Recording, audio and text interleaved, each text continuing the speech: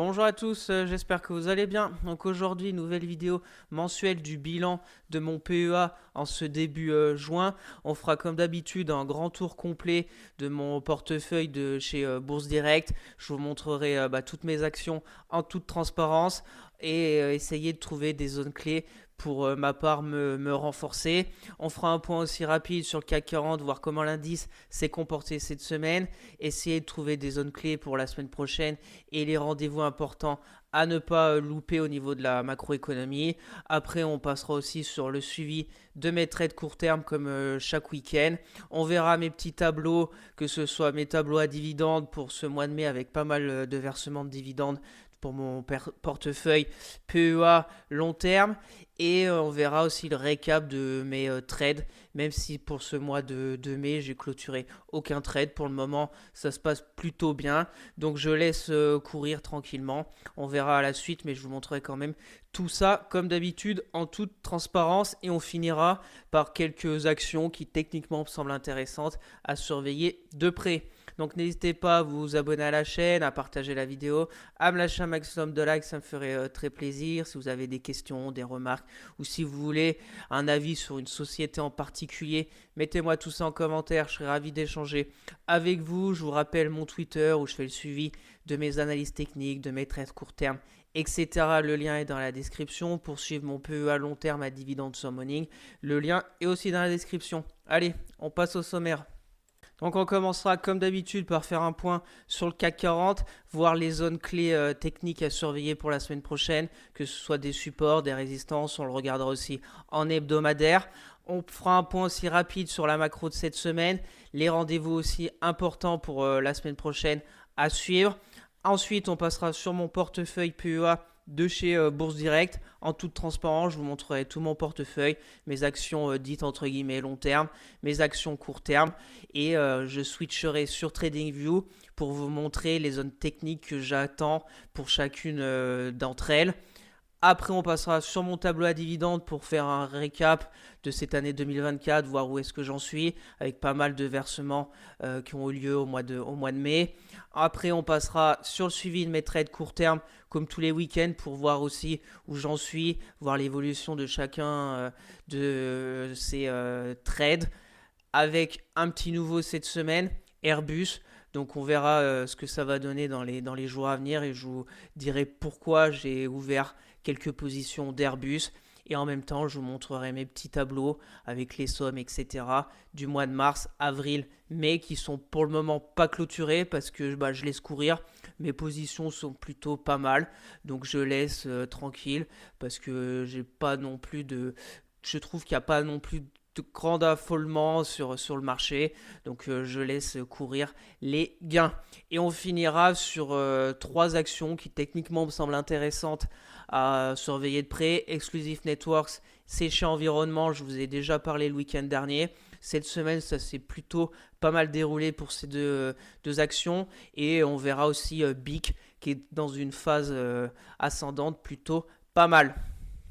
Bien sûr, je ne suis pas un conseiller financier. Mon avis dans cette vidéo ne représente pas un conseil d'investissement. Elle est juste réalisée à but pédagogique. Chaque investisseur aura sa propre stratégie. Investir en bourse représente un risque. Vous êtes le seul responsable de vos achats et ventes d'actions. Allez, c'est parti sur TradingView comme d'habitude pour faire un point sur le CAC 40. On va commencer par un rapide tour de la macro de cette semaine et des choses un peu importantes que je retiens pour cette semaine. Déjà lundi, c'était très calme à la Bourse de Paris parce que États-Unis, Royaume-Uni, c'était férié, donc pas de cotation pour leur indice. Après, on a eu mardi pas mal de discours, que ce soit des membres de la Fed, etc. Donc on est toujours au même point. Quand est-ce que la Fed va pivoter? On a eu des stats aussi macro qui se contredisent. L'inflation reste un peu collante. On a toujours une tension un peu sur l'emploi. Donc on verra bien. Mon opinion, c'est de toute façon, il n'y a pas 50 créneaux pour que la Fed commence à pivoter. Pour moi, ça sera en septembre, la fin août, début septembre, parce qu'après, il y aura les élections aux États-Unis. Donc je pense qu'il va rien se passer pendant. Et puis après, il y aura peut-être un autre créneau, ça sera au mois de décembre. Donc pour moi, sûrement deux baisses de taux pour cette année 2024 au niveau de la Fed. Mais voilà, ça va. Les pronostics vont un peu dans tous les sens. Il y en a qui parlent d'une seule, il y en a qui parlent de zéro. On verra bien. De toute façon, plus on avance dans l'année, plus on aura des stats aussi macro qui peuvent faire bouger les choses.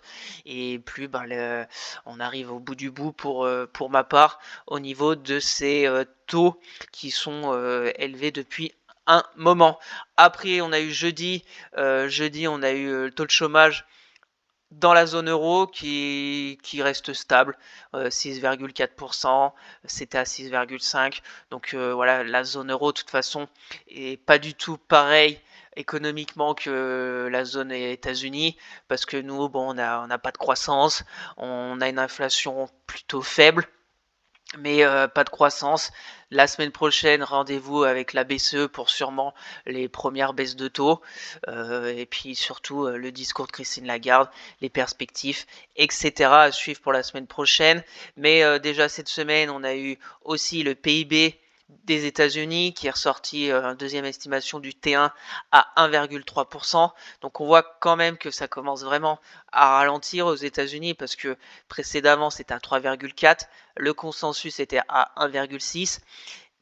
Donc c'est plutôt ça plaide pour un pivot imminent de la Fed parce que le but c'est que l'inflation ne reparte pas, mais aussi que les États-Unis ne rentrent pas en récession, parce que après il va y avoir d'autres soucis. Donc il faut trouver le juste milieu.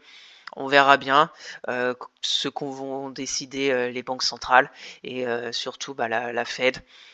Affaire à suivre. On a eu vendredi aussi les PMI que j'ai pas mal guetté au niveau de la Chine parce que bon, la Chine c'est toujours un peu maussade, hein. PMI encore inférieur à 50 au niveau de la manufacture. Je vous rappelle, au niveau des PMI, quand c'est en dessous de 50, c'est une économie qui se contracte. Quand c'est au-dessus de 50, c'est une économie qui se développe. Donc là, on tourne autour du 50 depuis un moment avec la Chine. Donc pour moi, c'est un peu décevant. On pensait tous qu'après les années post-Covid, ça allait vraiment repartir en Chine et c'est pas encore vraiment le cas. Il y a beaucoup de problèmes au niveau de l'immobilier, etc. Bien évidemment, il n'y a pas qu'en Chine. En Europe, c'est catastrophique, plus particulièrement en France, tout ce qui est immobilier. Aux États-Unis, c'est pareil. Donc, affaire à suivre, bien évidemment aussi la Chine, à regarder de près dans les semaines à venir. On a eu le PIB de la France aussi trimestriel du T1 ressorti à 0,2%.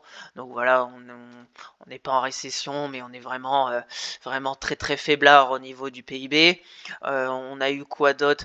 L'inflation au niveau de la zone euro cette semaine. Donc c'est pareil, c'est une inflation qui est pour moi pas déconnante à 2,6. Ça remonte un peu, mais je me dis que une inflation de la zone euro entre 2,4, 2,5, 2,6, c'est pour moi le target est à 2%, mais on peut très bien vivre, je pense, avec une inflation de la zone euro à 2,5.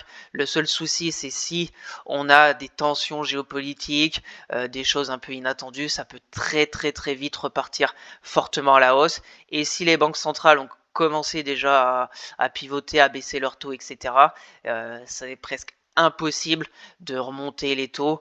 Et après, bon, ça serait un autre souci aussi. On verra bien. Je pense qu'ils attendent vraiment le dernier moment. Mais la plupart du temps, dans le passé, à chaque fois, les banques centrales ont pivoté trop tard. C'est pour ça qu'à chaque pivot, on a des fortes baisses au niveau des marchés. On verra si ça va être encore le cas cette fois-ci. Déjà, cette fois-ci, la BCE va pivoter avant la Fed et je crois que c'était jamais arrivé. Donc, on verra bien ce que ça va donner aussi avec entre l'euro et le dollar qui sûrement aussi ça va bouger sur le marché d'échange.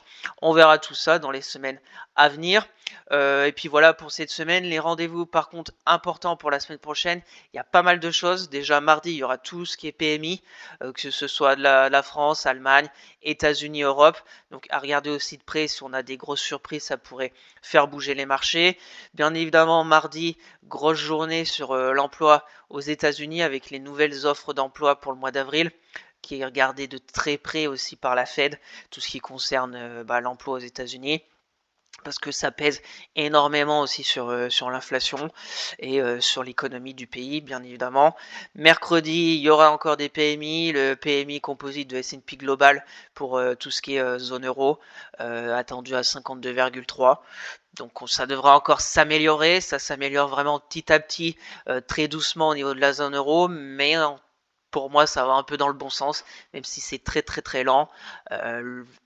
Avec le pivot de la Fed, la BCE, normalement c'est fait pour un peu booster. J'espère que quand ça va commencer à baisser les taux, etc., qu'on aura des résultats pour les PMI, les PIB et tout en 2025. Pour moi, j'ai quand même un doute que la zone euro reparte vivement, reparte rapidement sur sur un PIB, on va dire correct. On verra bien. Dans les mois à venir, on aura aussi les PMI, les créations d'emplois non agricoles aux États-Unis, très important. Les PMI services aux États-Unis du mois de mai, important à surveiller. Et bien évidemment, jeudi, ça sera la décision de la BCE sur les taux d'intérêt. Donc normalement, on va être à 4,25%, donc un pivot de 0,25% jeudi prochain. Bien évidemment, ce qu'il va falloir suivre, ça va être le discours, les perspectives, comment ils voient la fin d'année au niveau de l'inflation, pourquoi ils baissent, combien de fois ils vont baisser, etc. Et voir la réaction, bien évidemment, des indices par rapport à ce discours. Et vendredi, on aura le PIB aussi de la zone euro, qui est attendu à 0,4%. Donc c'est pareil, ça s'améliore parce que, on verra, parce que c'est les prévisions. Si on tourne aux alentours des 0,4 du PIB de la zone euro, le dernier c'était à 0,1, donc on s'améliore petit à petit. Ça va pour moi dans le bon sens. On aura encore pas mal de stats au niveau de l'emploi aux États-Unis vendredi, donc aussi très important la journée de vendredi la semaine prochaine, et on refera un point bien évidemment samedi prochain au niveau de toutes ces stats qui nous seront parvenues la semaine. Donc maintenant techniquement le CAC 40, on est quand même sur une troisième semaine négative. C'était pu arriver depuis avril où on avait fait 3 bougies rouges en hebdomadaire. Maintenant, pour moi, il n'y a rien non plus d'affolant. On est juste revenu sur une belle zone de support technique. Est-ce qu'on va faire du zigzag encore pendant longtemps? Je n'en sais rien. Est-ce qu'on va casser ici pour aller un peu plus bas, se faire peur et repartir? Je n'en sais rien. Est-ce qu'on va tout de suite repartir? Je ne sais pas du tout.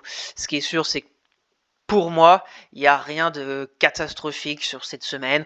On baisse de 1,26. On casse par contre la moyenne mobile 10 hebdo, mais voilà, la dernière fois qu'on l'avait cassé, c'était la semaine du 29. La semaine d'après, on a fait un joli contre-pied avec une super bougie de plus 3. Donc on verra bien, pour moi, on est neutre, on ne sait pas trop où aller, parce qu'on a des stats qui se contredisent, comme je vous l'ai dit. On ne connaît pas trop les perspectives, il y a encore les risques géopolitiques, etc. La pression aussi des matières premières, etc. On ne sait pas. Donc ça va, c'est neutre. De toute façon, c'est neutre depuis un moment, depuis le mois de mars. On n'arrive pas à aller plus haut que les 8230. On va pas plus bas non plus que les 7900. Donc on reste aux alentours des 8000. On verra bien dans les semaines à venir. Donc voilà en hebdomadaire ce qu'on peut dire. Retour sur la moyenne mobile 20 hebdo. Voilà, la dernière fois qu'on l'a touché, c'était en janvier, on était reparti. Peut-être qu'on va repartir ou aller un peu plus bas. Ce qui est sûr, c'est que déjà, mon support, on va se mettre en daily pour voir de plus près. Mon support oblique haussier a été cassé, donc je vais l'enlever même, parce qu'il n'est plus trop d'actualité pour le moment. Donc samedi dernier, je vous avais parlé qu'on était à la limite de ce petit support des 8100. Donc les zones techniques à regarder pour cette semaine, c'était soit plus bas les à peu près 8000 points, soit plus haut, c'était la résistance des 8227. La semaine, on était chercher les 7920 là. Et pour le moment, jeudi, vendredi, on a un petit rebond sur cette zone. Très belle zone de polarité, comme vous voyez. C'était support en février-mars. Belle zone de support en avril et en mai. Et là, jeudi, zone aussi de support. On verra bien si ça génère un plus fort rebond qui pour moi la zone à surveiller la semaine prochaine en résistance, c'est les 8100. Maintenant, par contre, on a toutes les moyennes mobiles au-dessus de notre tête, la 10, la 20, la 50. Donc attention, on peut peut-être juste faire une sorte de rebond technique là-dessus, vers la 10, et après vraiment repartir, aller combler ce gap haussier qui est toujours pas comblé. Je sais pas, on verra bien. Pour le moment, j'ai pas mal de scénarios. On peut avoir aussi le scénario en tête du double top. Voilà, le double top ici.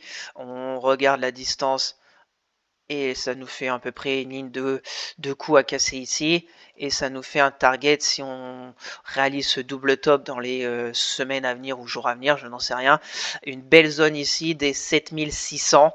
C'est une belle zone aussi technique parce que déjà il y aura à peu près la moyenne mobile 200. Il y aura toute cette zone de polarité horizontale. C'était une résistance en avril 2023, résistance en décembre, on avait travaillé, cassé en janvier, pullback, et on était reparti. Donc un retour vers les 7006, peut-être. Voilà, faut avoir plusieurs scénarios en tête, parce que déjà on n'est pas devin, on sait pas ce qui va se passer. Mais moi perso, j'ai mes zones techniques. Si on fait un double top, qu'on va chercher les 7006, et ben j'étais un peu, j'avais ce scénario en tête. Si on retourne à 8200, et ben j'ai aussi ce scénario un peu plus positif à la hausse dans une sorte de range, voilà, de latéralisation. On verra bien après par où on va sortir, soit par le haut, soit par le bas. Pour le moment, on est là-dedans. On verra bien. Donc soyez prudents. Pour moi, il n'y a rien d'alarmant court terme sur le CAC 40, même s'il y a eu de la faiblesse cette semaine. On verra bien dans la semaine prochaine et on refera un point bien évidemment samedi prochain. Le RSI aussi c'est un peu faiblard, on est passé en dessous du 50. Ça faisait un moment qu'on n'était pas un peu en dessous. Là c'était comme la dernière fois qu'on avait atteint ce support. Les 7900, c'était le 17 avril, on était reparti. On verra bien, curieux de voir la semaine prochaine où on va finir sur le CAC 40. Donc pour moi, conclusion 8100, la zone de résistance, la zone de support, on va dire le gap haussier s'il tient toujours la semaine prochaine. Et puis après, on peut zigzaguer pendant les 5 jours de la semaine prochaine.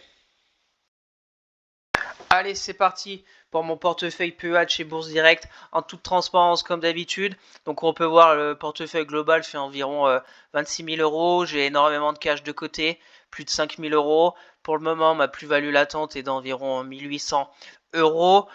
Donc au niveau de mes actions dites court terme, qui sont plus sur du swing, etc. J'ai Aéroport de Paris, j'ai Airbus, petite nouvelle de cette semaine, j'ai Compagnie des Alpes, j'ai le BX4 où je suis englué depuis des mois. Comme vous voyez, j'ai presque moins 105 euros en moins-value latente. Donc comme je vous le dis, chaque week-end, je vais essayer de sortir avec le moins de dégâts possible. Je garde en portefeuille jusqu'au moment où il va falloir que j'encaisse entre guillemets mes pertes. Ensuite, j'ai du Forvia, Morel et Prom, j'ai Neuron, j'ai Orange, j'ai Trigano, Valorec et Veolia en actions dites court terme. Donc je suis pas mal exposé au niveau du nombre d'actions court terme. Je pense que c'est la première fois que j'en ai autant en même temps dans mon portefeuille. Pour le moment, ça se passe plutôt bien, donc je garde, mais je pense que d'ici pas longtemps, peut-être la semaine prochaine, il va falloir peut-être que j'encaisse des gains sur certaines de ces actions dites court terme pour déjà sécuriser des gains. C'est toujours bien d'encaisser des plus-values latentes que des moins-values. On verra bien. Le reste, c'est des actions dites long terme à dividendes. Si vous voulez voir les chiffres de plus près, n'hésitez pas à mettre pause pour regarder ça de plus près. Moi, ce que je vais faire, je vais switcher sur TradingView pour vous montrer chacune de mes 19 ou 20 actions dites long terme, les zones clés techniques que je surveille de près pour pouvoir me renforcer. Allez, c'est parti. Donc on va commencer avec Air Liquide. Je vous rappelle que je suis en données hebdomadaires. Je vous rappelle que les traits verticales sur les graphiques, c'est les semaines où j'ai acheté des actions, que ce soit par exemple la Air Liquide. Depuis le mois de juin 2022, je n'ai pas repris d'actions d'Air Liquide. Donc au niveau des zones techniques, on était sur une sorte de canal haussier. Voilà, c'est très haussier Air Liquide. Ce que j'aime bien, c'est quand elle se rapproche de la moyenne mobile 200. Hebdo, comme c'était le cas en crise du Covid, comme c'était le cas en 2022. Là, on s'est très éloigné. Donc, Pour moi, on est trop haut sur ces niveaux là, même si on revient un peu sur une zone de polarité. Ici, 178, c'était une résistance en décembre 2023. On a cassé avec cette énorme bougie de plus 11% au mois de février. Là, on est peut-être en train de faire un pullback pour repartir et suivre un peu la dynamique haussière. Mais pour moi, ça va un peu trop vite sur Air Liquide. Donc voilà, je patiente. On verra bien si ça va faire ce scénario ou si on va aller un peu plus bas. Pour moi, 167 € me paraît déjà plus intéressant pour rentrer pour une vision un peu plus long terme. Voire les 152 avec la moyenne mobile 200 hebdo. On n'en est pas encore là. On verra bien. Ce qui est sûr, c'est que sur ces niveaux, ça m'intéresse pas vraiment. On est sorti de ce canal haussier. On pourrait peut-être en retracer un autre. Là, je regarde un peu. Un qui commence au mois de septembre. Ouais, on peut. On est pas mal sur ce canal aussi. Ouais, il est plutôt pas mal ce canal haussier, mais on voit vraiment que comparé au canal bleu là, on est sur une pente vraiment ascendante, vraiment puissante de hausse sur Air Liquide depuis octobre 2022.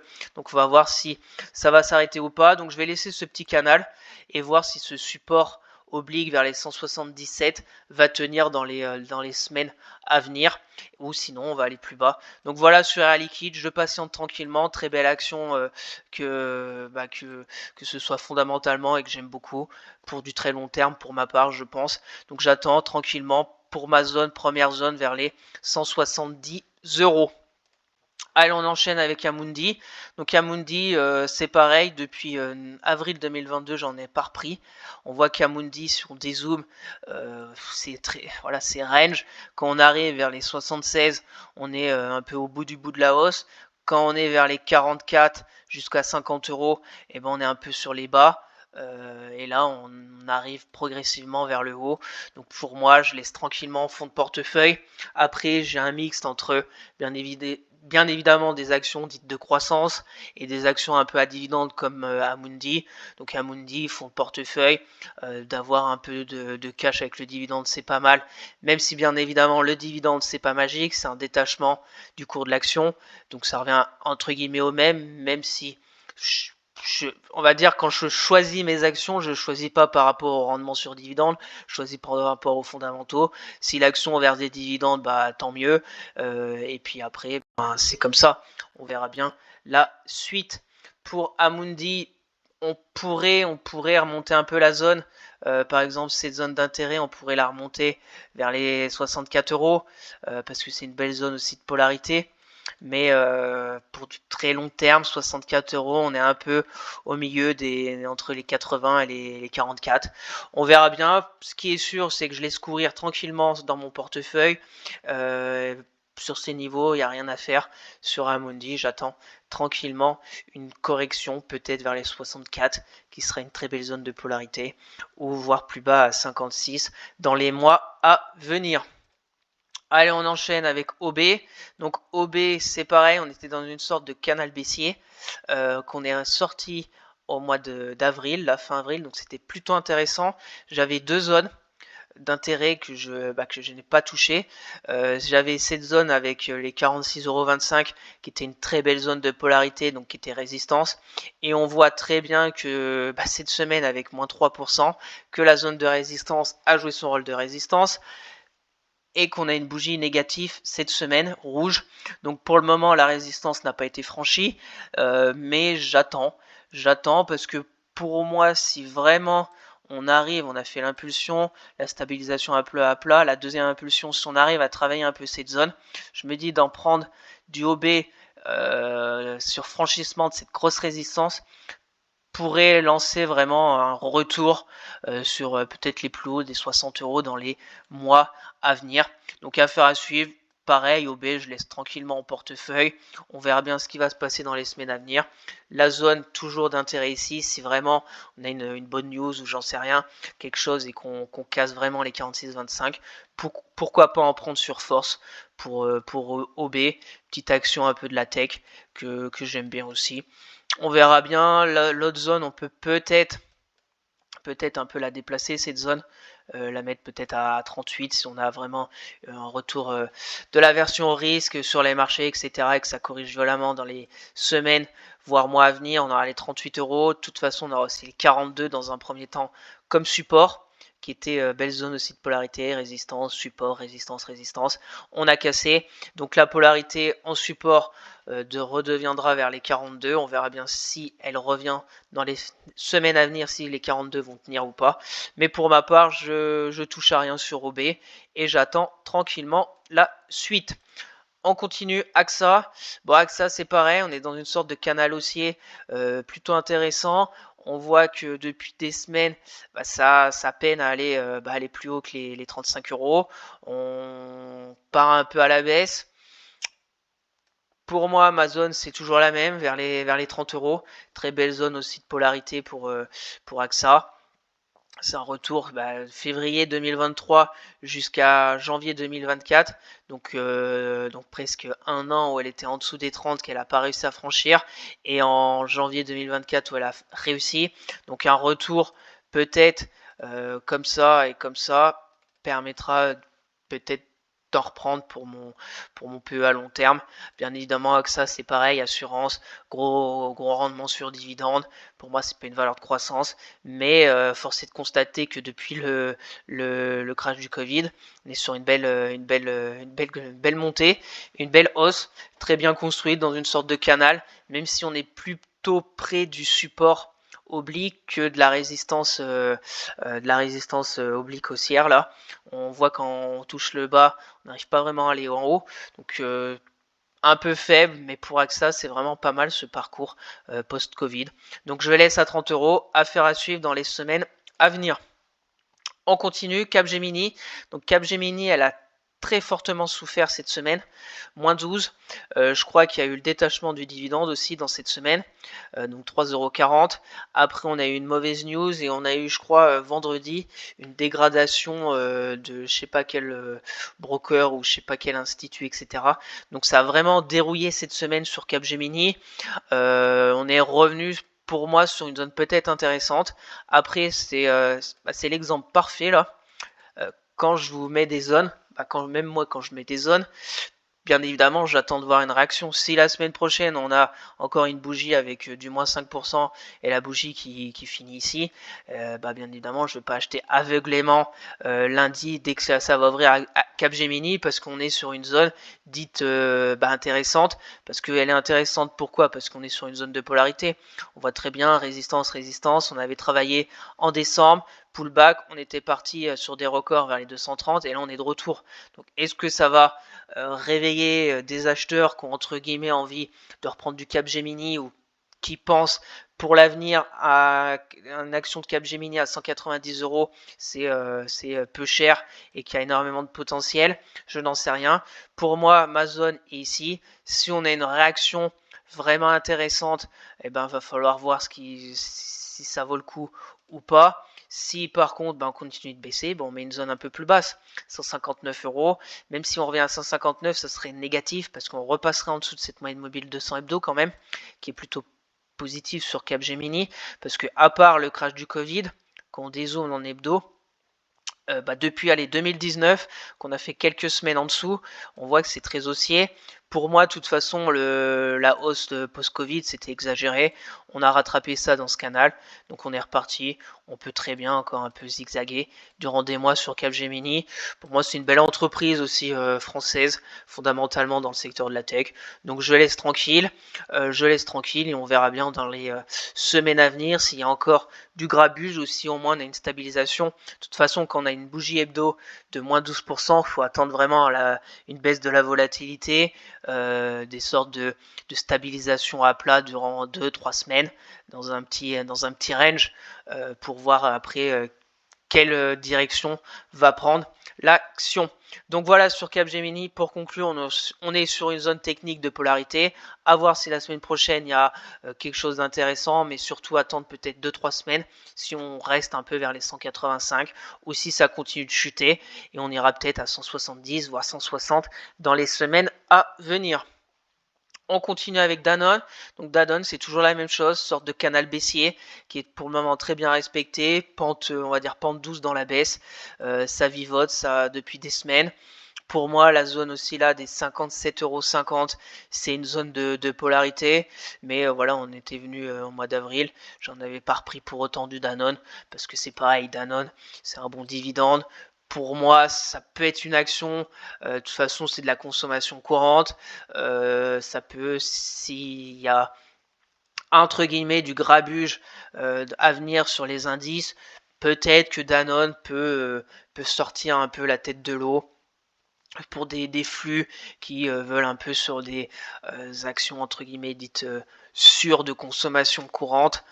Mais voilà, je l'ai en fond de portefeuille depuis de toute façon le 21 mars que j'en avais repris vers les 51 €, j'ai pas repris du Danone. Donc, pour moi, si elle revient vers les 51 €, pourquoi pas. On verra bien, c'est fonds de portefeuille tranquille Danone et on verra dans les semaines à venir. Donc première zone 57,50, on n'est pas loin. Donc pareil pour les personnes qui on va dire ont ouvert leur PEA il y a très peu de temps et qui s'intéressent à Danone parce que comme moi pour diversifier votre PEA, etc. Vous voulez une action de consommation courante avec Danone, etc. Avec un bon dividende, etc. De prendre position à 57,50 avec bien évidemment une diversification des actions dans votre portefeuille. De prendre une petite part de Danone à 57,50, ça me paraît pas non plus déconnant. Après, si elle baisse à 51 ou 50, bah pourquoi pas en reprendre. J'avais pris du Danone, j'avais commencé ici à en prendre à par ici peut-être à 60 €, je n'en sais rien. Et après bon, j'ai voulu, pour moi Danone c'est du long terme jusqu'à peut-être un jour où je voudrais pas, où j'en voudrais plus, les fondamentaux vont être dégradés, etc. Et puis je vendrai, mais on voit que sur une très très longue période c'est quand même pas trop mal. C'est une vieille action, il n'y a pas non plus de grandes amplitudes directionnelles vraiment vraiment très très très très fortes. Donc on verra bien dans les semaines et mois à venir sur Danone. Ce que j'aime bien, c'est aussi la moyenne mobile 200 hebdo qui commence un peu à s'aplatir. On l'avait passé à la hausse. Donc toute cette zone vers les 56 me paraissent intéressant pour pourquoi pas me renforcer sur Danone. Allez, on enchaîne rapidement. Ipsos, bon bah Ipsos, on est encore sur des records. Donc Ipsos, j'attends aussi tranquillement. Il y avait cette belle zone de polarité qui a été achetée au mois d'avril. Bon, ça m'intéressait pas à 61,50 €. On verra bien ce qui va se passer. Je laisse un peu ces zones. Bon, on va peut-être effacer parce que là, si elle revient dans les prochaines semaines à 46 €, c'est qu'il y aura quelque chose de très grave qui se sera passé. Je laisse vers les 55, on verra bien. Là, c'est pareil. Pour moi, c'est un peu exagéré cette hausse en ligne droite collée aux bandes de Bollinger supérieures. Même si on a fait une sorte de pullback ici, j'aimerais vraiment que Ipsos corrige un peu plus profondément. Là, sur mes retracements de Fibo à 55 €, c'est à peu près 50% de retracement depuis la hausse d'octobre 2023. Donc, c'est pas non plus déconnant. Si Ipsos revient vers les 55 € dans les mois à venir. On continue, LVMH. Alors LVMH, je regarde de très près pour vous dire, parce que LVMH, donc depuis 3 semaines, c'est aussi pas mal de baisse. On s'était vu il y a un mois, je pense ici. Je vous avais dit, on était sur zone sûrement parce que la zone est ici. Donc c'est pareil, on était sur zone. Mais est-ce qu'on a eu une réponse sur cette zone? Bah bien sûr que non. On n'a pas eu de réponse, on n'a pas eu de bougie verte. Donc je pense qu'on était ici quand j'ai fait ma vidéo mensuelle du mois de mai, en début mai, et la bougie d'après on a fait encore une baisse de 0,66, donc pas de réaction même si ça a tenu. Alors après bien évidemment peut-être qu'on en pris à 780, c'est pareil. Où est-ce que vous en êtes dans votre portefeuille? Commencer à bâtir une position de LVMH à 780 €, ça me paraît pas non plus déconnant pour une vision de 10 ans ou plus. Après, vous pouvez reprendre plus bas, ça peut rebondir, ça peut repartir. On ne sait pas de quoi l'avenir sera fait. Donc, pour conclure là-dessus, on n'a pas eu de réponse du titre. Donc, la semaine dernière, grosse baisse, moins 4%. Donc, le support est cassé.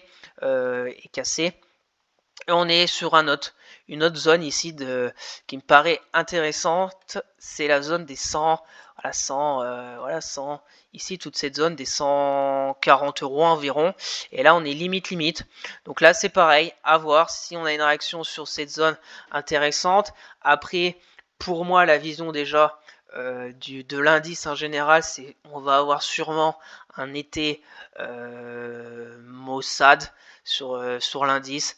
On a bien progressé au début de l'année, on peut encore continuer comme on a vu sur forme de range, mais quand je vois LVMH qui accélère comme ça, je me dis quand même que la dynamique n'est pas belle du tout sur ce secteur et sur LVMH. Donc je pense que je vais patienter. Et par contre après, si on revient un peu dans cette zone des 700 €, moyenne mobile 200, là ça pourrait être vraiment intéressant pour LVMH. Bien évidemment, si elle revient à 200 €, elle pourra aller plus bas. Mais voilà, quand elle est revenue à 660, s'il y en a qu'on en pris à 660, je pense que c'était une bonne idée d'en reprendre à 660. J'en ai pas repris. La dernière fois, c'était en mai 2022, vers les 500 et quelques euros, là 560. Là, il y avait eu deux possibilités, un bon double creux à 660. On verra bien, on n'en est pas encore là, mais LVMH me semble très faible. Donc affaire à suivre. Affaire à suivre parce que là, en retracement de la belle impulsion, voilà, on a cassé les 61,8. Donc c'est quand même pas top dans une tendance haussière. La zone de polarité est limite. À voir la semaine prochaine la bougie hebdo. Mais là, on est pour moi sur une zone clé. Déjà court terme sur LVMH, mais faiblard. Donc peut-être rendez-vous vers la moyenne mobile 200, vers les 700 € le mois prochain. Et bien évidemment, si je fais quelque chose, je pense que je vous en parlerai sur Twitter, donc n'hésitez pas à aller me suivre. Le lien est dans la description. On continue.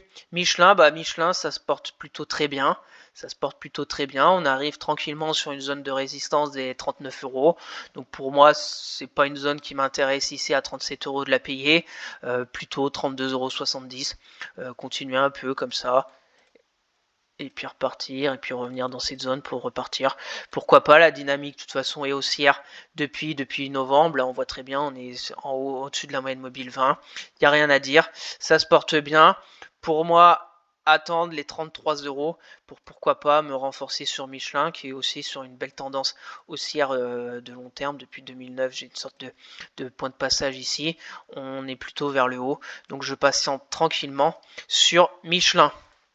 Allez, on continue. Nexity. Donc Nexity, vous savez que c'est la catastrophe l'immobilier, que Nexity a perdu je sais pas combien de pourcents, que je suis en moins-value latente de je sais pas combien d'euros, bien évidemment. Pour moi, je crois en Nexity, peut-être pas en 2024, peut-être pas en 2025, mais dans les années à venir, l'immobilier est pour moi très important en France. Donc voilà pourquoi que j'ai commencé à bâtir une position sur Nexity. J'en avais repris plutôt pas mal. Mon erreur, c'était peut-être d'en reprendre, on va dire, entre guillemets, à toutes les baisses. Maintenant, ma stratégie sur Nexity, c'est vraiment d'attendre que tout, entre guillemets, rentre dans l'ordre, que ce soit au niveau de l'immobilier, etc. Donc sûrement, peut-être pas avant 2025. Donc c'est pour ça qu'au niveau de mes zones, j'avais mis 17 €. J'ai toujours 17 €. 17,05 €, si on arrive, on voit que depuis des semaines quand même il y a du mieux, mais attention, on est pile poil sur une résistance oblique baissière, parce que là par exemple on a eu une forte baisse, on a dit oula il y a du mieux, on s'est cassé la tête, là on a eu une baisse, un petit rebond, on s'est cassé la tête, là on a eu une baisse, on est en train de faire le petit rebond, donc attention, on peut très bien encore aller à 5 €, hein. Rien ne nous empêche de repartir encore à la baisse sur Nexity. On n'est que sur du rebond technique, on n'a même pas encore franchi la moyenne mobile 50 hebdo. Ici on l'avait franchi, ça ne nous a pas empêché encore de repartir à la baisse. Donc soyez très prudents sur Nexity. On est revenu sur une zone en plus de polarité des 12,86 €, résistance, plus l'oblique, plus la moyenne mobile 50. Donc attention, pour moi, de toute façon, je laisse fond de portefeuille. Le dividende a été coupé, donc il n'y a rien à faire sur Nexity pour ma part en ce moment. Donc 17,05 €. Pour les personnes intéressés par l'immobilier, comme je vous l'ai dit, etc., qui veulent pourquoi pas entrer une position sur Nexity à 12,48, rien ne vous empêche, mais vous n'allez pas mettre 10% de votre portefeuille sur Nexity à 12,48 € dans une forte baisse et dans un secteur immobilier qui bat de l'aile depuis un long moment et qui, je pense, va battre de l'aile encore un long moment. Donc je vous la montre parce que je l'ai dans mon portefeuille, mais soyez très prudents sur Nexity. Et bien évidemment, si vous voulez vous positionner sur Nexity et le secteur immobilier en France, vous avez le temps, énormément de temps, même dans un an, même si elle est à 20 € dans un an ou même plus haut. Voilà, quand on a une baisse de janvier 2022 à maintenant, donc ça veut dire 2 ans, c'est pas non plus 10 ans de 70%, on peut très bien avoir une hausse de 70%, même voire plus, parce que pour retourner à ces niveaux, ça nous fera une hausse de plus de 200%. Dans les années à venir. Pour moi, Nexity, c'est sur du 10 ans. On verra bien, peut-être que dans 10 ans, elle sera à 4 €, je n'en sais rien, ou peut-être qu'elle sera à 50 €, je n'en sais rien non plus. Mais voilà pour Nexity, soyez très prudents et soyez très patient aussi. Vous avez énormément le temps avant de, je pense, se projeter avec Nexity pour du très long terme. Allez, on continue. Publicis. Bon, bah, Publicis, ça caragole en tête. C'est encore très haussier. On a une bougie hebdo rouge, mais la semaine d'après, c'est vert. On est toujours au-dessus de la moyenne mobile 10 hebdo. Donc pour moi, toujours vers les 85. On verra bien si on a une vraie baisse des marchés. Et avec un Publicis qui revient vers les 86 € ou pas, vers la moyenne mobile 50. Donc on ajustera peut-être 90. Mais pour le moment, pour moi, c'est bien trop haut pour du Publicis. Allez, on continue. Ruby, donc Ruby, c'est pas mal ce qui s'est passé. Ruby, bon, je vais pas dire Ruby, c'est comme Nexity, mais c'était quand même aussi une sacrée baisse de Ruby. Et là, on a eu quand même un signal positif, c'est le franchissement de la moyenne mobile 200 hebdo. Et en plus, après ce franchissement, on a eu une petite baisse vers la moyenne mobile 10. On est en train peut-être de repartir. Donc là, c'est vraiment pas mal. Ça se regarde pour ma part, je pense Ruby. Ça se regarde. On commence à avoir les moyennes mobiles qui arrivent vers la moyenne mobile 200. La 10 a déjà croisé avec la 200. La 20 est en train de croiser avec la 200. Après, on aura la 50. Donc ça se regarde. Ce que j'aimerais vraiment sur Ruby, c'est on a eu l'impulsion. Et c'est que ça zigzague pendant un moment, une belle stabilisation pour pouvoir ramener encore peut-être des acheteurs, etc. Une belle zone d'accumulation et après pour vraiment repartir. Voilà ce que j'aimerais. J'attends de voir tranquillement aussi Ruby. Je suis pas pressé, j'attends de voir ce qui se passe, d'en reprendre à 32,70. Ma zone est à 30. C'est pas non plus déconnant, je pense, de reprendre sur ces prix-là. On verra bien dans les semaines et mois à venir sur Ruby. On continue, donc Sanofi, dernière action que j'ai repris pour mon portefeuille le 22 avril, la semaine du 22 avril sur Sanofi. Pourquoi? Parce qu'on était revenu un peu sur une zone ici d'intérêt vers les 84 €. Je crois que j'en avais repris vers 80, 86 ou 87, je me rappelle plus trop. Mais pour moi, c'est pareil, Sanofi, quand elle revient un peu vers ce support oblique haussier, j'en reprends une petite lichette. Là, on est peut-être encore de retour. J'avais cette zone de résistance qui, pour le moment, joue son rôle de résistance, les 95 €. On voit qu'on est venu, là, on est en train de repartir à la baisse. Donc, on sait pas trop où que ça va. On a eu la forte baisse, le petit rebond sur la zone. Là aussi, ça peut encore zigzaguer durant un moment sur Sanofi. Donc c'est pareil, c'est action un peu à dividende dans le secteur de la santé. Fondamentalement, je pense qu'il y a encore des belles choses à faire dans les années à venir. Donc je fonds de portefeuille et puis j'attends tranquillement d'autres opportunités sur Sanofi. Pour le moment, je l'en ai acheté il n'y a pas longtemps, donc je vais laisser courir. Mais ma zone des 83 € me paraît encore intéressante pour si elle y revient dans les semaines à venir. Allez, on enchaîne. Schneider Electric. Schneider Electric, c'est très haussier.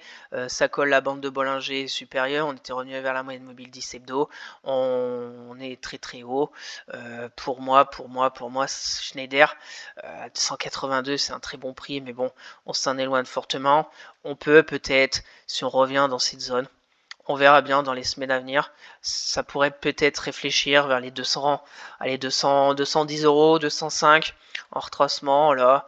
Voilà, ça par ici 38,2 de retracement vers les 200 euros. Ça me paraît un très bon point d'entrée. Ça fait encore une baisse de 100 euros d'à peu près 10%. Donc ça peut très bien se passer dans les semaines à venir. Donc je patiente tranquillement sur Schneider. Très belle entreprise aussi pour moi. Les RSI très positifs, les moyennes mobiles très positifs aussi. On voit quand ça revient un peu vers la moyenne mobile 200 hebdo, c'est un bon point d'entrée généralement dans le passé. Donc là, on est très éloigné. Donc la moyenne mobile 200 hebdo, ça serait peut-être vers les 183. On verra bien. Affaire à suivre sur Schneider. Pour moi, on est sur des records. On est vraiment très très haut sur ce titre. Donc je patiente tranquillement. Allez, on enchaîne avec Score. Bon score, pareil, j'avais cette zone de résistance des 30-64 et on a fait une sorte de bull trap comme on avait fait le mois un peu dernier. On avait fait une belle bougie là verte hebdo et la semaine d'après contre-pied. Et là, on a fait la même chose. Belle bougie hebdo pour s'extraire. Et la semaine d'après, contre-pied. Et là, en plus, ça accélère à la baisse. Donc, pas top techniquement. Pour moi, Score, c'est une assurance. C'est un gros dividende. Il y a dû avoir aussi le versement de dividende. Donc, c'est pour ça que ça a accéléré à la baisse avec le gap du dividende. Je laisse tranquille. On est peut-être de retour vers des zones 24,44 € qui me paraît intéressante à surveiller. La moyenne mobile 200, la zone de polarité horizontale. Donc on verra bien dans les semaines à venir, vers les 24,44, peut-être une zone intéressante pour se positionner sur du score ou pour en reprendre.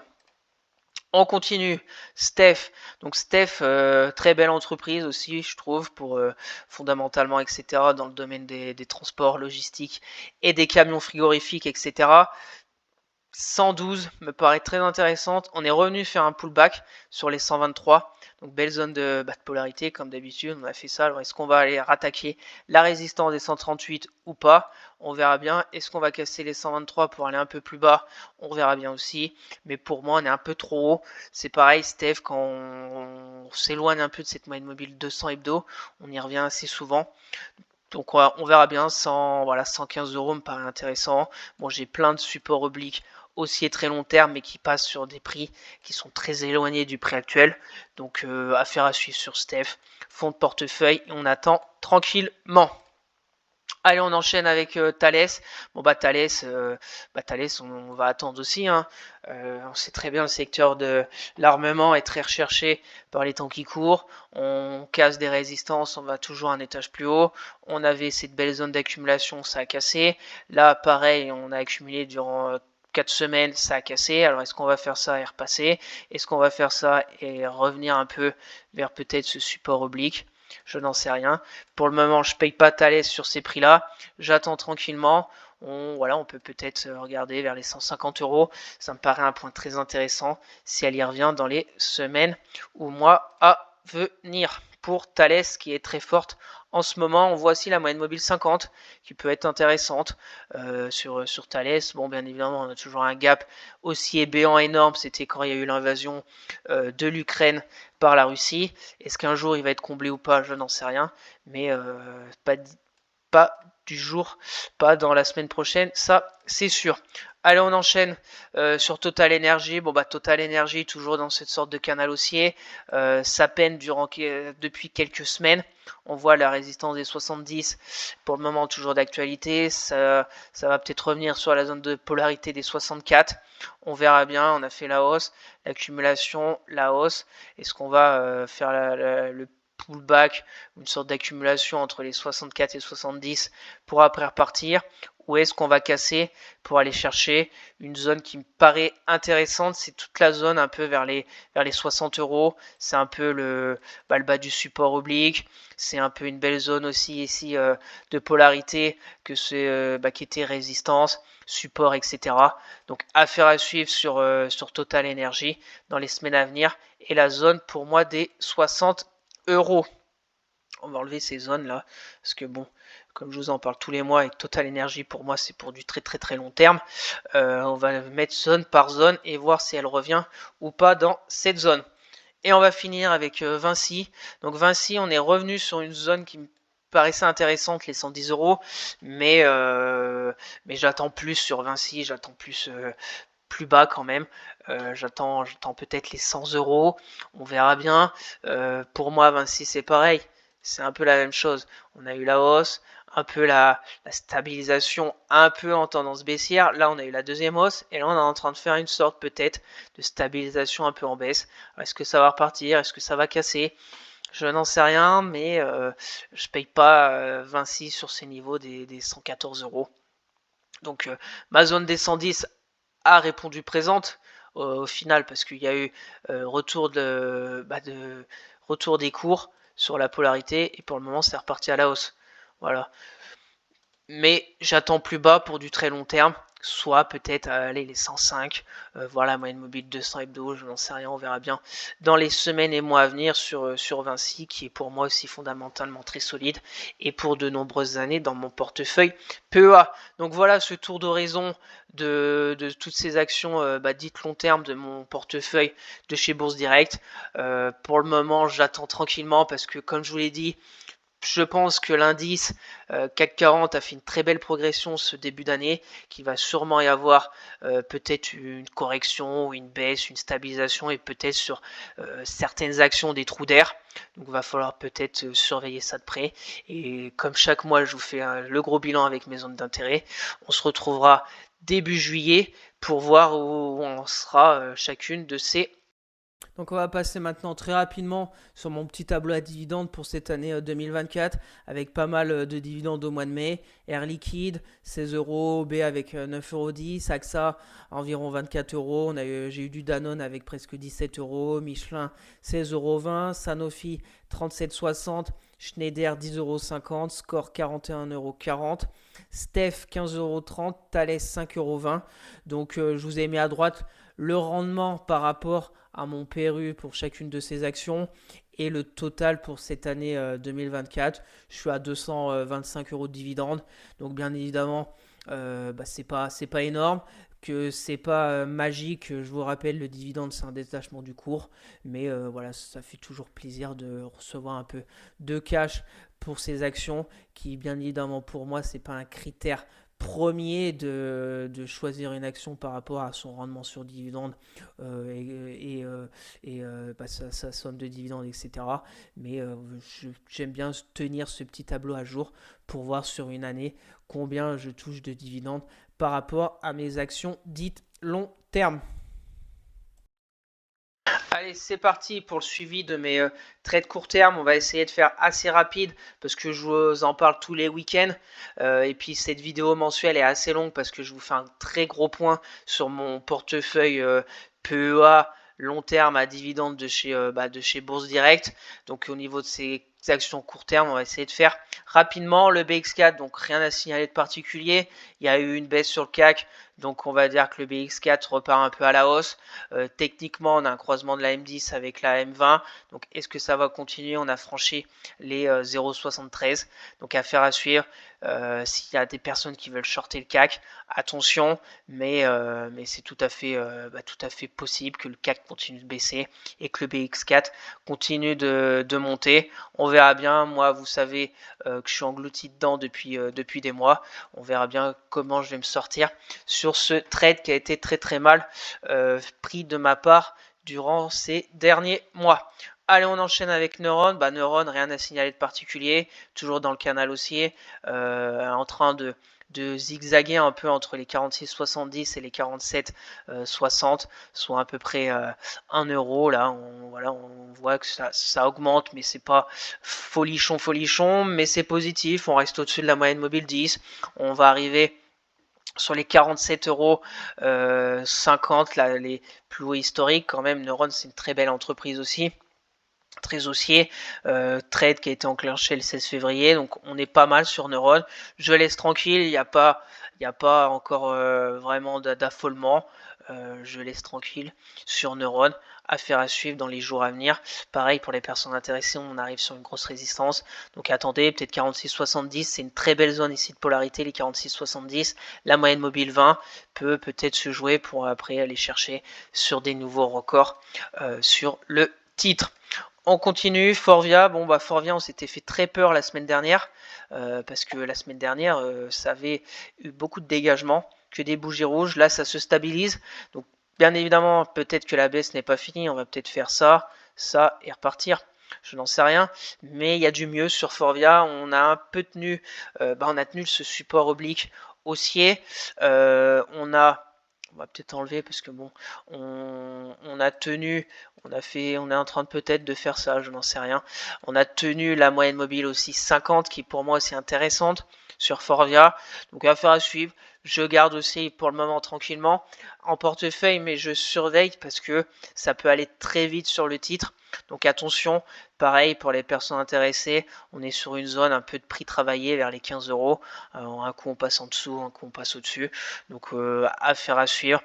Prendre ici, on a presque un triple top. Vous voyez là les trois méchots. Essayez, voilà, ici ça fait 7. Allez chercher les plus hauts, ça fait à peu près 7. Ratio risque récompense de 1. De 1, c'est pas ouf, mais pour moi, l'objectif sur Forvia, c'est vraiment d'aller vers cette moyenne mobile 200. On n'était pas très loin, mais on a rebaissé. Est-ce qu'on va y revenir dans les jours à venir vers les 16,50 €? Je n'en sais rien, mais pour le moment, mon trade est toujours en cours. Allez, on continue. Valourec. Valourec, on est revenu un peu sur une zone qui, pour moi, est intéressante, les 16 euros. En fait, on a fait la grosse impulsion, la sorte de correction. Et là, c'est un peu neutre. Voilà, on part un peu vers le haut, on rebaisse. Pour moi, c'est plutôt neutre, mais la zone des 16 euros me paraît intéressante pour déjà les personnes qui souhaitent, pourquoi pas, commencer à bâtir une position sur Valourec. Pour les personnes comme moi, qu'on a pris le 8 mars et qui, pourquoi pas, veulent se renforcer vers les 16 euros, ça me paraît peut-être intéressant sur une vision un peu moyen terme. Mais après, attention, parce que si on revient après en dessous, on a un gap haussier ici, et on pourrait très bien après aller le combler et revenir un peu vers les 15 euros.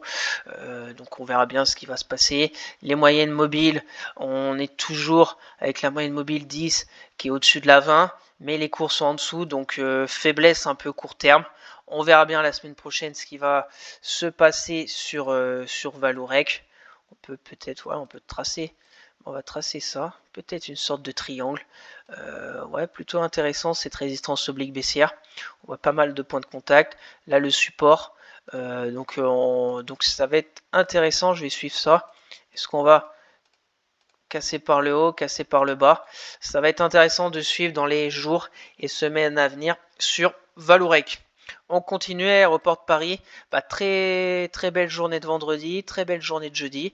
Donc la résistance des 128 euros a été franchie avec brio. Je vais peut-être mettre les volumes avec énormément de volume. Donc c'est plutôt très positif ce qui s'est passé vendredi sur Aéroport de Paris. On casse les 128 euros qui était une grosse résistance quand même depuis un moment. Et on est sur les 131 euros là qui est aussi une grosse résistance. Est-ce qu'on va aller plus haut? Je n'en sais rien. Mais c'est pareil, je laisse avec ces deux belles bougies de jeudi-vendredi. C'est plutôt pas mal. Pour les personnes intéressées, il y a peut-être quelque chose à faire sur soit sur une sorte de repli par ici, je n'en sais rien, 128. Soit vous dites les deux bougies de jeudi vendredi, il faut vraiment pas qu'elles soient contre-pied dans les jours à venir et qu'on revienne vers les 124 euros et qu'on invalide ces deux belles bougies de jeudi vendredi. Donc vous mettez un stop un peu à 5% éloigné. Pour viser quoi? On allait plus haut à 144 peut-être, j'en sais rien. Bon, ça fait encore 12, ça fait un bon petit risque récompense de plus de 2,5, de à peu près 2,5. Soit après on aura d'autres zones par ici déjà. Bon, on verra bien. Vous savez, moi j'aime pas mettre des objectifs à 15% parce qu'il y a bien évidemment des zones intermédiaires à franchir avant.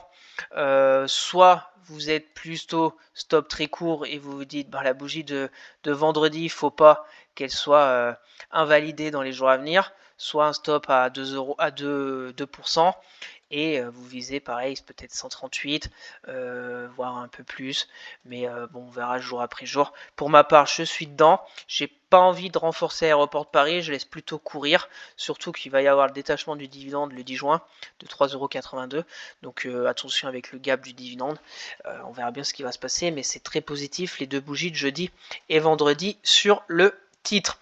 En plus, on est repassé au-dessus de la moyenne mobile 10, tranquillement bien aligné, la 10, la 20, la 50, la 200. Donc c'est plutôt positif. On est peut-être en train de faire une sorte de hausse comme ça.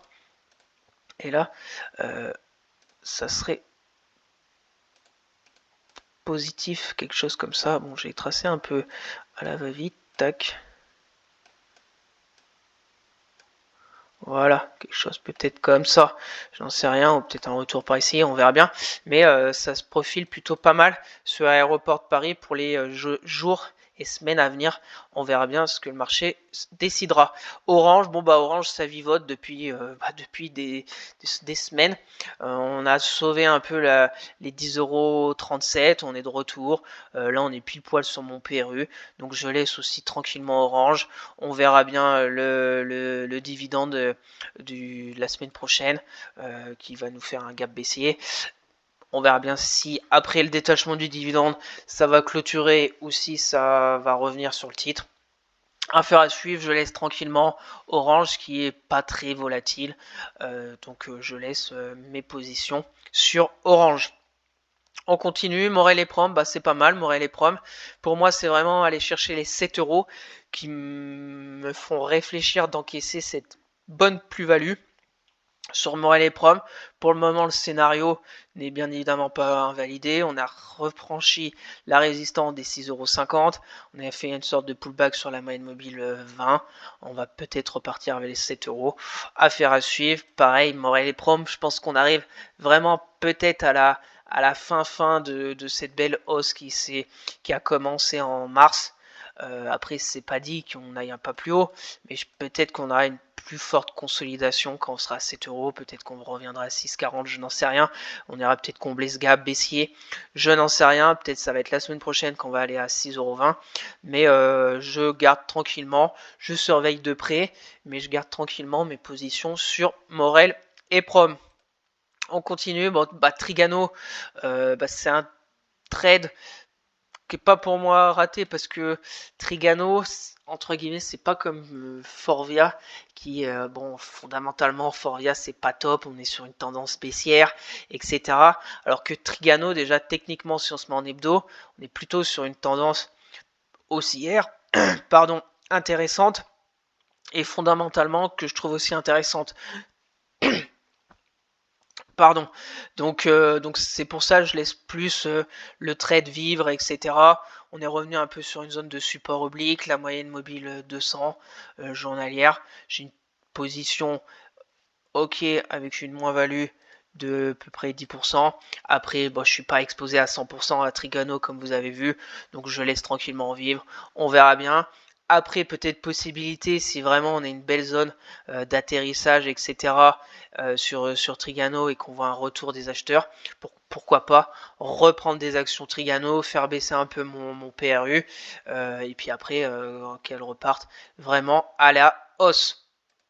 Donc là, Trigano, ça peut-être se tenter quelque chose ici avec un stop assez court, essayer d'aller combler ce gap pour les personnes un peu intéressées, même si la tendance n'est pas belle. On est en dessous de la moyenne mobile 10, la 20, la 50, c'est pas ouf, mais peut-être prendre position ici, mettre un stop ici à 5%, aller chercher le gap. Ça fait à peu près un 38. Si là vous prenez un 2, risque récompense, ça peut se tenter, mais c'est quand même faiblard depuis ce gap baissier. Ce gap baissier a été un peu déclencheur de cette baisse. Donc attention quand même sur Trigano. On continue, Compagnie des Alpes. Donc Compagnie des Alpes, très très belle. Cette semaine, ça a été très beau, ce pullback vers les 15-28. Le gros gap haussier suite aux résultats. On est revenu, on a fait le gap haussier, revenu pile poil sur la zone de polarité des 15-28 et on est reparti jeudi, vendredi, peut-être aller chercher les 16,30 € qui me paraît un objectif très intéressant sur Compagnie des Alpes, on se met en hebdo. Voilà, et de toute façon, je vous fais la revue technique aussi de compagnie. Quand on arrive à 16,30, on est vraiment sur un range depuis post-Covid. 12,20 € les plus bas, 16,30 presque les plus hauts, 17,46 si vraiment ça veut aller plus haut. Donc à suivre. Pour moi, toujours très positif. Bravo s'il y en a qui ont joué le pullback vers les 15,28. Le gap est toujours d'actualité. Je laisse courir tranquillement sur Compagnie des Alpes. On verra bien jusqu'où ça va nous mener. Le RSI, bien évidemment, très positif. Maintenant, d'en prendre à 16 €, ça me paraît quand même pas un point d'entrée idéal pour du court terme. On continue, Veolia. Veolia, j'avais pris sur franchissement de la résistance des 30,39 €. Pareil, on a franchi la résistance. On est monté à 31,42. On a fait une sorte de pullback et peut-être ça va repartir. Pour moi, l'objectif est à 33,08. On verra bien dans les semaines à venir. Je laisse tranquillement ce trade se faire. Et pour le moment, positif, on est au-dessus de la résistance. On est au-dessus de la moyenne mobile 20. On verra bien dans les jours et semaines à venir sur Veolia. Et on va finir avec Airbus. Airbus, j'ai pris position jeudi sur Airbus. Pourquoi? Parce que mercredi, on a eu la baisse de moins 1%. On était revenu sur une sorte de support oblique haussier. Donc j'ai pris position dans la journée. J'ai un PRU avec les frais, etc. à 159,84 €. Et vendredi, forte baisse, moins 2%, parce qu'il y a eu une info comme quoi il y avait des problèmes d'approvisionnement pour des pièces d'Airbus, etc. Donc ça a fait baisser de moins 2. Bon, voilà, c'est pas non plus affolant. Pour moi, Airbus, c'est pareil. Fondamentalement, c'est très solide. Ça va être sûrement un trade qui va durer longtemps. Je sais pas combien de temps il va durer ce trade, mais il peut durer quelques semaines, voire quelques mois. On attendra. La zone des 150, c'est une belle zone aussi de polarité. Si on va à 150, ça me fait une moins-value d'à peu près 5%. Rien d'alarmant. On verra la semaine prochaine déjà où Airbus va clôturer. Donc pour les personnes intéressées par ce titre, voilà, 155, c'est pas non plus déconnant. Si on se met en hebdo, on arrive sur la moyenne mobile 20, on est un peu en dessous. J'ai cette zone toujours d'actualité des 150, zone de polarité en hebdo sur Airbus. On verra bien. Les moyennes mobiles, on voit que ça se croise un peu parce que ça hésite depuis des semaines, mais en retracement de Fibo, voilà, on a fait un retracement d'à peu près 61,8. On peut continuer un peu, pour moi, on peut continuer un peu là-dedans, comme ça, durant peut-être l'été, et vraiment en fin d'année repartir fortement à la hausse. On suit ça. J'ai décidé de prendre du Airbus. On verra bien. Le RSI, c'est plutôt faible parce qu'on est en dessous du 50. À voir si, on va dire, la consolidation après les plus hauts de mars est finie et on va repartir, ou est-ce qu'on va aller chercher plus bas les 150 €. Donc voilà au niveau de ce suivi des trades court terme assez rapide, et on se donne rendez-vous la semaine prochaine pour ma vidéo hebdo avec encore ces trades. Et bien évidemment, si je clôture, si je prends des gains, des pertes, etc., je vous repartagerai tout ça sur Twitter. Le lien est dans la description. Donc passons maintenant très rapidement sur mon tableau que je suis au niveau de mes trades court terme. Donc comme vous le voyez, tous mes trades sont toujours en cours. Donc j'ai pas de prix de sortie, pas de date, pas de gain, pas de perte pour le moment. C'est toujours en cours. Je vous montre quand même le mois de mars, les trades qui ont été pris, le mois d'avril et le mois de mai. Donc on retrouve Forvia, Valorec, Aéroport de Paris, Orange, Morel et Prom, Trigano au mois d'avril. Et au mois de mai, j'avais mis Compagnie des Alpes parce que c'était le 30 avril, Veolia et Airbus pour le dernier de ce mois de mai. Donc voilà, on verra quand je vais clôturer et que je vais remplir ce tableau. Dans peut-être le mois prochain, il y aura peut-être des clôtures qui auront été faites, des gains, des pertes, et on refera un point sur ces petits tableaux de trade dits court terme. Allez, on va donc finir avec 3 actions qui techniquement me semblent intéressantes à surveiller de près et que je vais vous faire suivre la semaine prochaine sur Twitter. Donc Exclusive Networks, je vous ai déjà parlé la semaine dernière, et plutôt intéressante Pourquoi? Parce on a cassé la zone des 20,45 € qui était résistance. Donc je vous en avais parlé si c'est le week-end dernier ici. Donc la bougie de lundi était intéressante. Et là, on a peut-être fait une sorte de pullback. Donc là, ça va être très simple. Soit lundi, voire mardi, on va dire on repasse en dessous des 20,80 €. Et là, ça sera positif. En plus, on a une belle zone ici ouais, les mèches basses, c'est pile poil sur, on va dire 20,35 €, voire le gap baissier. Donc pour moi, c'est un stop qu'il faudrait mettre par ici. Allez, 3% à 20,20 € pour aller chercher quoi? Pourquoi pas les plus hauts là-haut, là, à 22,80 €.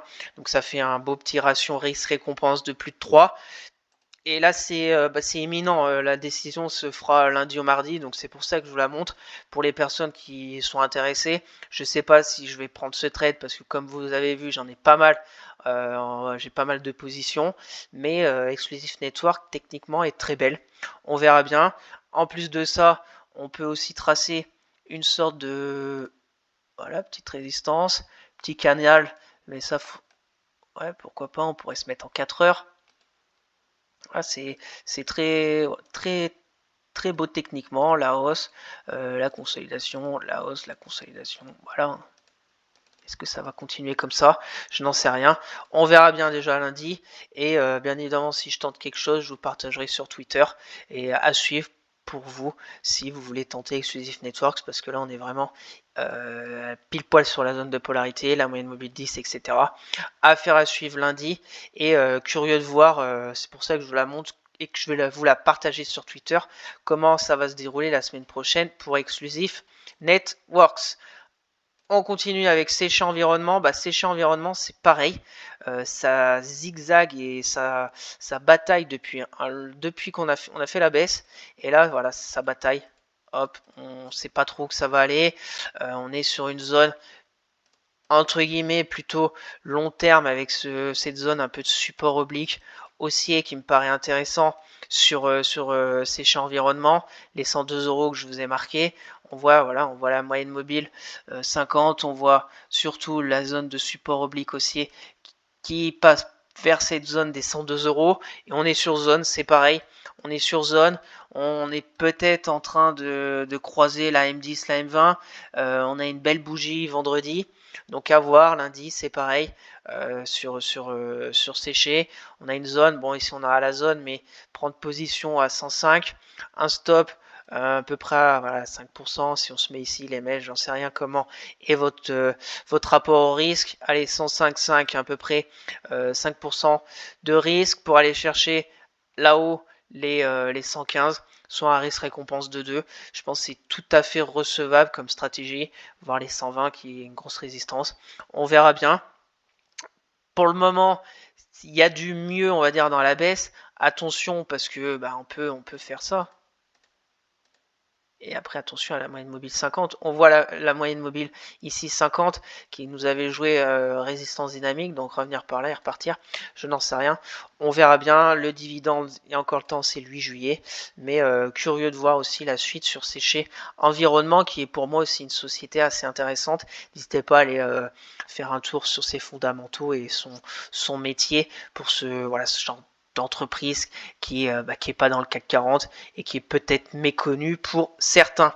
Et on va finir avec BIC. Pourquoi BIC? Parce que là on est en train de peut-être aller titiller une grosse résistance, les 69 €. Voilà, grosse résistance en ligne de clôture. Peut-être se mettre même en hebdo. En hebdo, je vous la montre aussi comme zone technique intéressante, les 69, voilà, résistance en octobre, résistance en janvier, et là on est en train de peut-être de la titiller et de la passer. Ça pourrait nous libérer la voie pour aller chercher les 77 € sur BIC, soit une sorte de canal un peu assez large long terme. Vous voyez, on a fait ça, ça. Alors est-ce qu'on va aller là? Ça pourrait être très intéressant de jouer les 77 € sur BIC. On n'en est pas encore là, bien évidemment, mais on va peut-être franchir la résistance. On a une sorte de support ici. Voilà, on voit aussi ce support oblique aussi qui me paraît aussi intéressant, qui est Là, on a travaillé, là, on a fait une petite montée, mais toujours en fait haussier, même si c'est des petites bougies. Alors, si on casse et qu'on fait un pullback, alors là, ça pourrait nous amener plus haut, sachant qu'il peut être intéressant déjà, on a une sorte de d'invalidation, on va dire, allez, pour être large, 70, allez, si on 70 ici, soit à peu près 6%, aller chercher là-haut, soit un risque récompense de 1,77. Donc ça me paraît aussi à réfléchir si ce scénario se produit. Attention parce que détachement le 10 juin, donc dans 10 jours, on verra bien lundi, lundi prochain, détachement de dividende de BIC, donc on aura un petit gap baissier. On verra bien, on est pour moi sur une zone technique intéressante, soit une zone de force avec peut-être le franchissement de la résistance des 69 euros. Les moyennes mobiles sont toutes positives, la 10, la 20, la 50, la 200. Le RSI est positif au-dessus du 50 et encore de la marge pour rentrer en zone de surachat. Donc voilà, ces trois petites actions rapides qui sont toutes les trois techniquement très intéressantes et sur du timing très proche, que ce soit Exclusive Networks qui est pile poil sur la zone de polarité, chez Séché Environnement qui est sur une zone un peu plus moyen terme, peut-être sur support oblique et qui travaille, et BIC qui est pile poil sous sa résistance des 69 euros. Donc je suis curieux de voir comment ça va se dérouler la semaine et je vous partagerai tout ça bien évidemment sur Twitter. N'hésitez pas à me suivre, le lien est dans la description. Donc merci d'avoir suivi cette vidéo. Je sais que ma vidéo mensuelle de début de mois est extrêmement longue parce que je vous montre vraiment tout en toute transparence, que ce soit tout mon portefeuille PEA de chez Bourse Direct, mes trades court terme, les sommes avec mes tableaux de trades que je garde et que je remplis mois après mois et que je vous montre en toute transparence pour vraiment vous montrer vraiment tout. Que ce soit mes gains, mes pertes, que c'est pas facile de clôturer un trade, que c'est pas facile de gérer entre guillemets ses émotions, etc. Que c'est compliqué et que jour après jour, mois après mois, on acquiert de l'expérience en faisant. Pour moi, c'est comme ça. Et je vais encore en acquérir, je pense, durant les années à venir. Et je veux vraiment en fait vous partager tout ça avec vous. Parce que voilà, je sais qu'il y a énormément de vidéos sur YouTube, mais je pense que c'est assez rare de vraiment tout vous montrer de A à Z au final et tout vous partager, que ce soit sur YouTube, sur Twitter. Donc c'est pour ça que ce genre de vidéos dure assez longtemps. Après c'est pour ça aussi que je vous mets des chapitres, parce qu'il y a des personnes qui souhaitent plutôt voir mon côté PEA, action long terme à dividende, d'autres personnes plutôt sur les actions dites court terme avec les analyses, voire même la fin de la vidéo avec des idées de trades qui peuvent vous intéresser sur des actions avec des zones techniques intéressantes. Donc merci à tous d'avoir suivi la vidéo et n'hésitez pas à vous abonner à la chaîne, à partager la vidéo, à me lâcher un maximum de likes, ça me ferait très plaisir. Si vous avez des questions, des remarques ou si vous voulez un avis sur une société en particulier, mettez-moi tout ça en commentaire, je serai ravi d'échanger avec vous. Pour me suivre, je vous rappelle mon Twitter où je fais le suivi de mes analyses techniques de mes trades court terme. Le lien est dans la description. Pour suivre mon PEA long terme à dividende summoning, le lien est aussi dans la description. Sur ce, je vous souhaite un excellent week-end et on se retrouvera mercredi pour une nouvelle vidéo sur la revue technique. On va repartir ce début juin sur la partie 1 pour voir comment les 20 actions de la partie 1 se sont comportées durant les 4 dernières semaines. Allez, bye!